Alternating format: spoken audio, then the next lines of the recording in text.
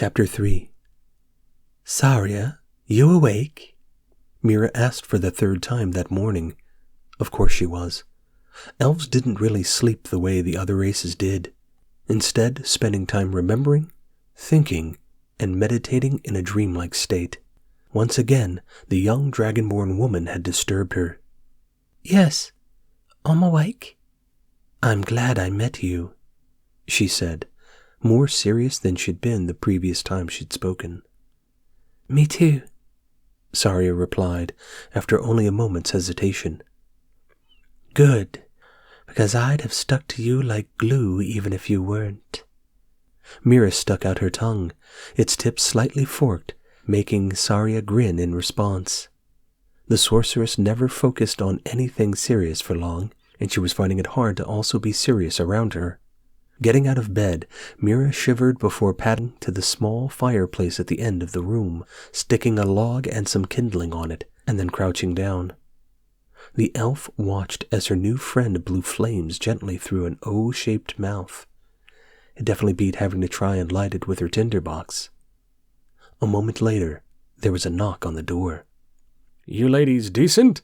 Yarlin's voice carried through the shut entryway. Just about, Mira called back as she finished pulling on her tunic and grabbed her cloak. Yarlin didn't hesitate to push the door open, Thorgrim to one side of him, laden with a tray of food. The smell of steaming hot porridge, bread, fried eggs, bacon, sausages, and ripe fruits met Saria's nose only a moment later. Mira's stomach rumbled as the men swept in and placed everything on the table, Yarlin producing plates seemingly from nowhere. Breakfast, courtesy of the very grateful townsfolk. Wonderful, Andorn said, striding through the open door and making Mira and Yarlin jump as he did. He carried 2 jugs and an array of mugs and cups, which he also added to the table. And when we're done, the mayor would like to see us. Are we in trouble? Mira asked, her piece of apple stopping halfway to her mouth as her eyes went wide. No, quite the opposite. Andor handed her a cup. I believe he wishes us to look into the matter further, protect his townsfolk and all that. Just as long as they keep the coin and beer coming if we do, Yarlin said around a mouthful of hot food. I'm sure I'll help them either way. Thorgrim's gruff voice added to the conversation. It is my firm belief to be charitable where possible. Though I agree, a good beer is always welcome. That's settled then. Andorn finished filling his plate, and the talk vanished as everyone tucked in. Once more, Saria found herself involved without saying or doing anything, the rest of them assuming she'd be willing to go along with any plan they made. For now, it would work. At least no one was asking her any questions. A belch from Yarlin ended the silence, the food polished off and most of the drink gone as well. Well, better out than in. At least that's what my old mama used to say. Yarlin grinned as he got to his feet. Thorgrim quickly followed, starting a flurry of movement that left Saria to follow on as they all traipsed out of the inn. Andorn led the way towards the most grand building on the small square, a large, stone-built construction over 2 floors, with a large, solid-looking oak door just up a small flight of stairs set into the middle. The stones had been placed in a pattern around the windows, differing colors used to make them stand out even more and accentuate the wealth behind the maker. But age was already taking its toll, wearing them smooth in places and showing signs of crumbling in others.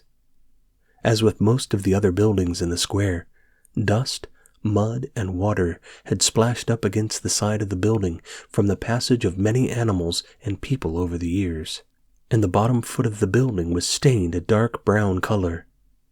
Not an abnormal sight, but one that showed a lack of pretension from the current occupant.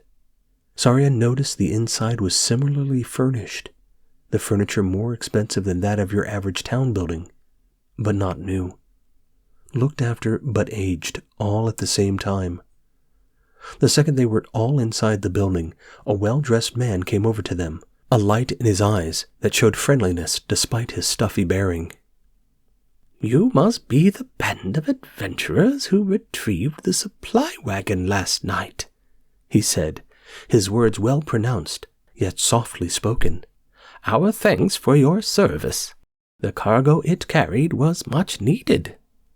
"I'm sure they're aware we're grateful," the mayor said as he appeared at the top of the large staircase that dominated the back of the entry hall. He took the stairs quickly as his servant gave a small bow and backed to one side, the light disappearing from his face as if he'd been reprimanded. "I trust you received the small reward I sent. I know it wasn't a lot for people of your talents, but I hope it eases your way for a while." "It was most generous," Thorgrim said before anyone else could reply. Saria raised her eyebrows, but her reaction went unnoticed. None of her party had mentioned any money, and she didn't know what had happened to it. While she considered the best way to broach the topic later, the mayor motioned for them to follow him into a side room, leaving the butler outside.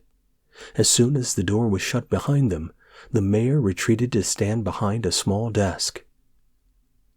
"I've sent word to the garrison farther along the road to let them know their men have perished and will receive a burial.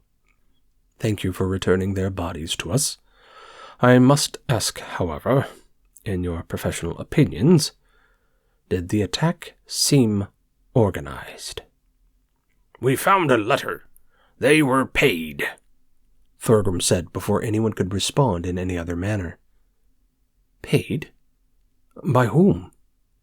Yarlin shrugged, shooting daggers at the dwarf. "May I see it?" the mayor said, holding out his hand. Andorn pulled it out and handed it over. As he read it, the mayor frowned more and more. "Well, it looks like someone wants the town to suffer for some reason. I must confess, this puts us in a difficult position. We don't have the soldiers or militia to combat an organized attack on the livelihood of the townsfolk." "It's possible we could investigate further," Thorgrim said. "Of course, we'd like to be remunerated for our efforts. We need to live as well, you know." Yarlin grinned as he spoke. The mayor nodded. "I'd be heavily in your debt. I can't make promises right now, but I know all the townspeople would be grateful. They already are, but we're not the richest town in the land."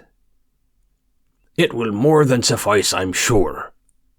Thorgrim shot Yarlin a look that said he was happy to settle the matter and didn't approve, yet again, of Yarlin's preoccupation with money.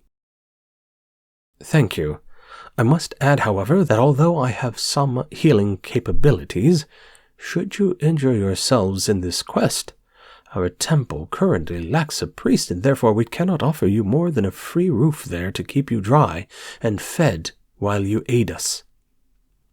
"I'll see how I can help there as well until you're sent a new priest," Thorgrim said, giving the mayor a nod. "But our lodging is covered. One of the farmers offered us a few nights." "Your assistance would be appreciated, and the attitude of my people fills my heart with pride. I'm sure it would do wonders for the townsfolk morale to see someone operating as a priest in the meantime. We were meant to have a new one arrive before the turn in season, but there's been no further word, and I doubt one would set out to make the journey at this perilous time of year." This seemed to be all that the mayor needed to say. They were shown back out of the building by the butler, who remained quiet this time. Saria couldn't help but feel sorry for him. The mayor's admonishment had made the man wary of speaking. "Right," Andorn said as soon as they were alone. "I think I can follow those tracks I found yesterday. I recommend we start there." "No way," Yarlin replied, folding his arms across his muscular chest. "No way I'm going back out into that blasted cold snow for no definite payment. It's too cold and not worth the risk. There's bound to be more of those thugs."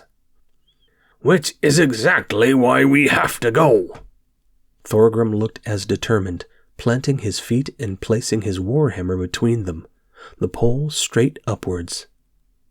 "We only met each other yesterday," Andorn interrupted, his voice calm. "But we evidently work well as a group. If you really don't want to come with us, Yarlin, we won't make you. You can even have your share of the gold pieces we've already gained. But I won't deny, if we are to face a battle, I'd feel better with you by my side." Saria fought back a grin at the very tactful and subtle way Andorn had praised Yarlin. She'd seen the burly sailor relax a little in response, but it wasn't yet enough. He shook his head. "I want to know this will be worth it. Getting an injury when there's no priest around is a bad idea." "What if the lack of a priest is connected to all this?" Saria suggested as she thought of it, surprising herself. From the expression she got back, she quickly realized it hadn't occurred to any of the others. "It doesn't change the risk now." Yarlin scowled at her. Unable to help herself, she shrunk backwards a little. It hadn't been her intention to draw any of the attention in this debate to herself. She definitely didn't want to make any of them angry at her. She was meant to be keeping a low profile. Whoever is behind this, they're likely to be wealthy, to bankroll so many thugs, Andorn said, still somehow calm, like he was thinking through the possibilities aloud rather than trying to persuade someone else. And if Saria is right, and the new priest being delayed is somehow related, then whoever it is has enough money to really influence people. I doubt the mayor would object to us keeping whatever we find. And if you get really cold, I can set something alight, Mira said before snorting a small flame out of her nostrils. She laughed, and even Thorgrim chuckled. "All right, but if there's no money where this leads, I'm going to be angry." "Got it.